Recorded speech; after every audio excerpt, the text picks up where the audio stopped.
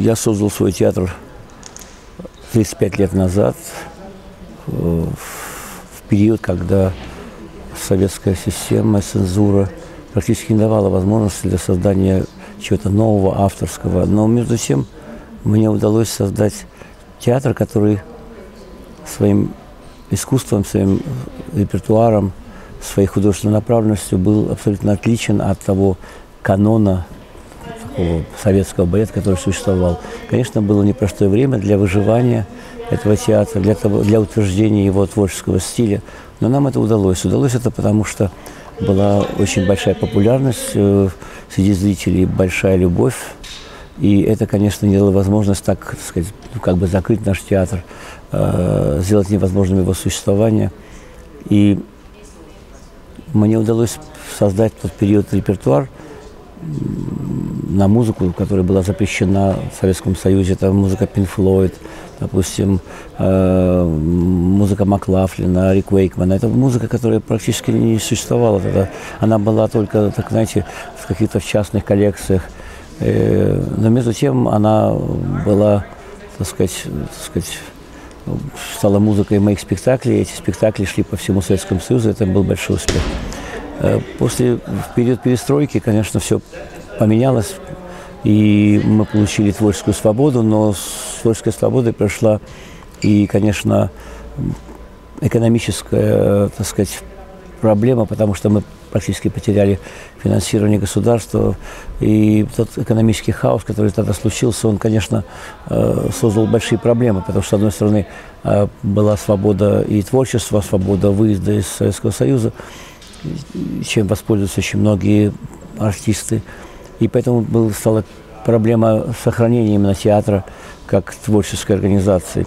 И опять же нам это удалось, потому что тогда уже мы получили возможность показа своих спектаклей в мире, начались гастроли в Европе, в Азии, в Америке. И, конечно, этот успех, который мы получили в мире, он дал возможность и сохранить театр, и сохранить его творческий потенциал. Вот. Последние годы, конечно, можно сказать, назвать это, знаете, периодом расцвета нашего театра, потому что, с одной стороны, мы приобрели действительно мировое признание, мировую востребованность. Мы показали всему миру, что в России не только сохраняет классическое наследие, но создают новый, востребованный во всем мире, успешный балетный репертуар. Мы показали всему миру, что, в общем-то, сегодня это действительно мы создали уникальный театр, который не похож ни на западные какие-то современные образцы, ни на классические советские, российские. Это театр, который, как бы, с одной стороны, хранит традиции русского балетного театра, с другой стороны, развивает их и создает абсолютно новое, современное балетное искусство, полное эмоций, полное каких-то психологических драм. И вот такое, так сказать, такое уникальное новое направление, оно сегодня получило и признание, и успех во всем мире.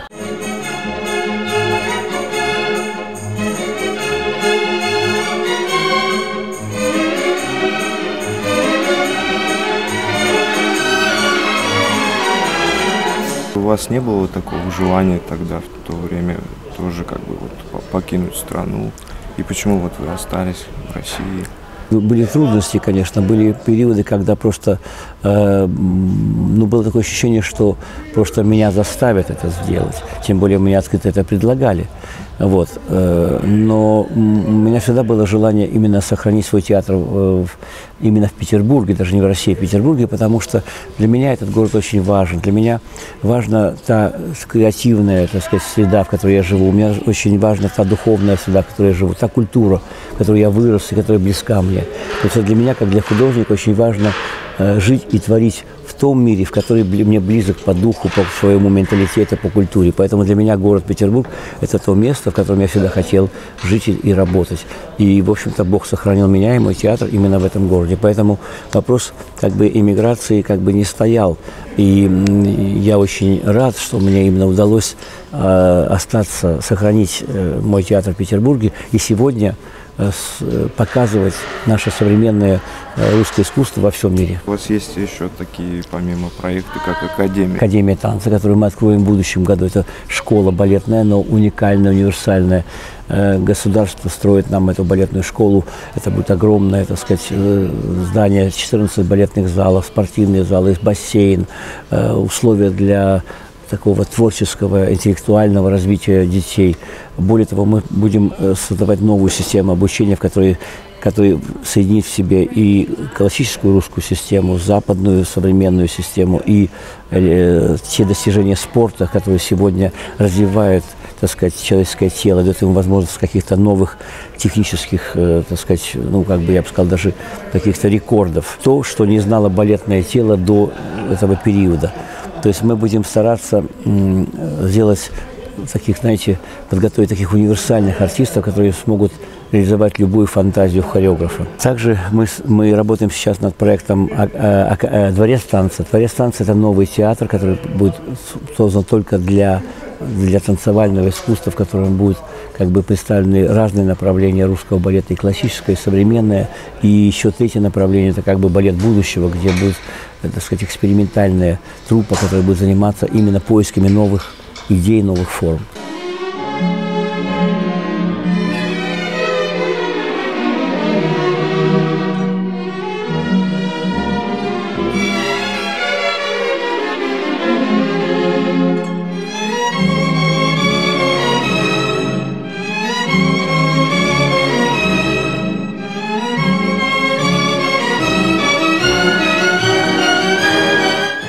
Почему ваш выбор посетить Австралию?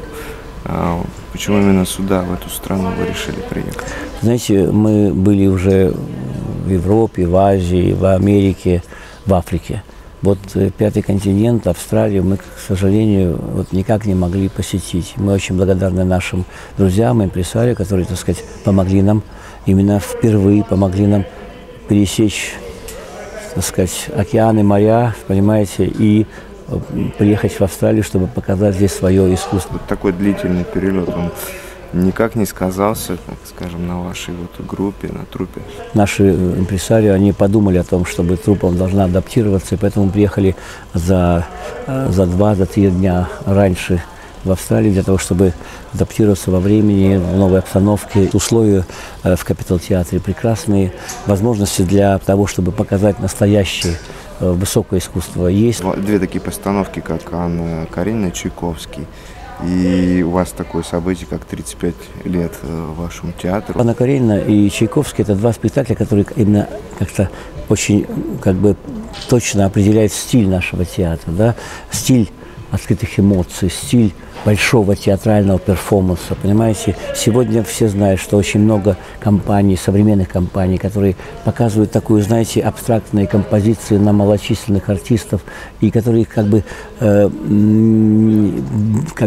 не близки тем театральным традициям, который, так сказать, вот существовал всегда балет. Мы, наоборот, мы стараемся сохранить театральные традиции. Анна Каренина – это известный роман Толстого об героине Анны Карениной, которая, так сказать, это о женщине, которая была, так сказать, погублена своей сексуальной страстью, своей сексуальной зависимостью от мужчины.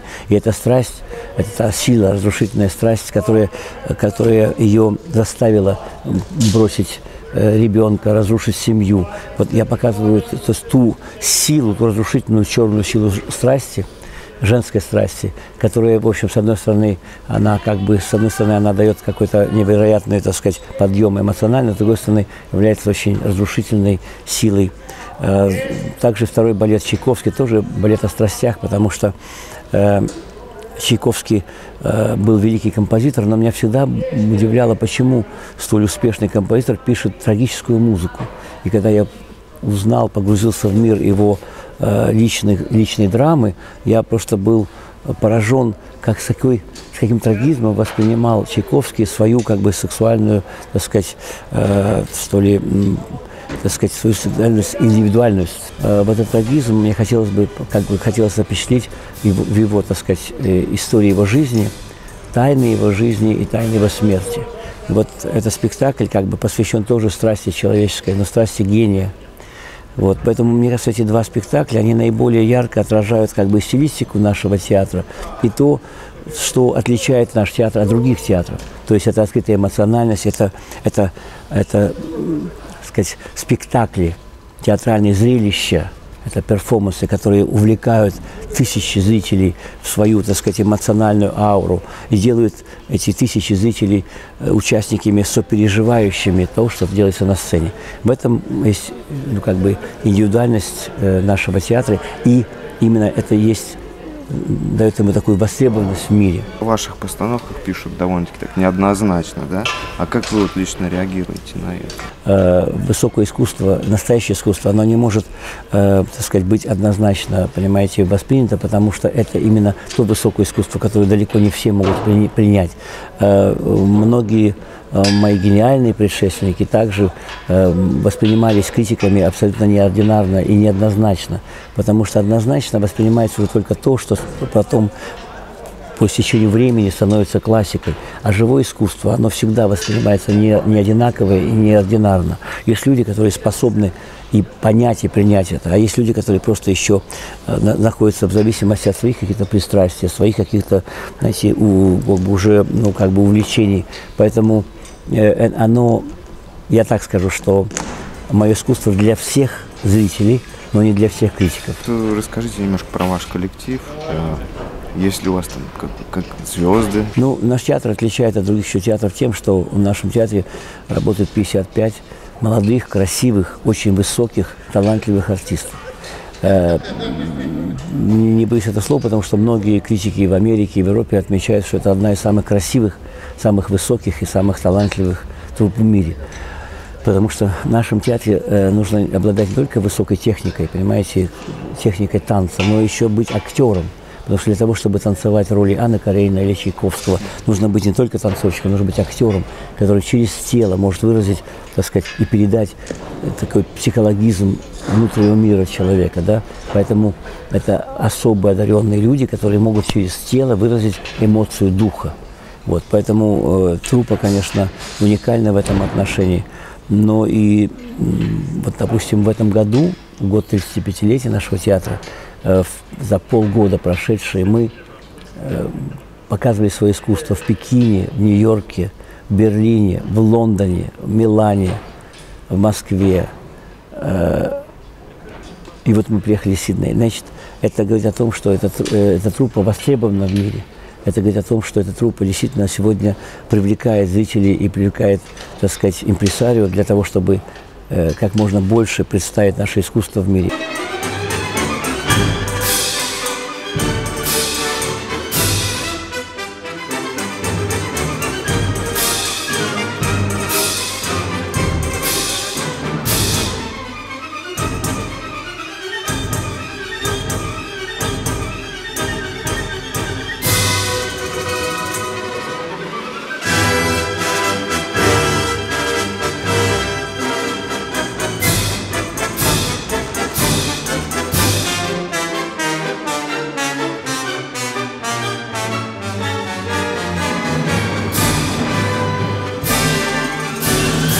Собираетесь ли вы еще в дальнейшем приезжать в Австралию? Знаете, конечно, мы готовы, мы были бы очень рады, но все зависит уже от того, как бы сказать, успеха, который мы получим здесь. Если будет успех и творческий, и коммерческий успех, то, конечно, мы надеемся, что мы, конечно, вернемся сюда. Но сами понимаете, что пересечь такое пространство, привести балетную труппу в Австралию, это очень дорогостоящий проект. И, конечно, он должен быть реализован в какой-то мере хотя бы без больших потерь.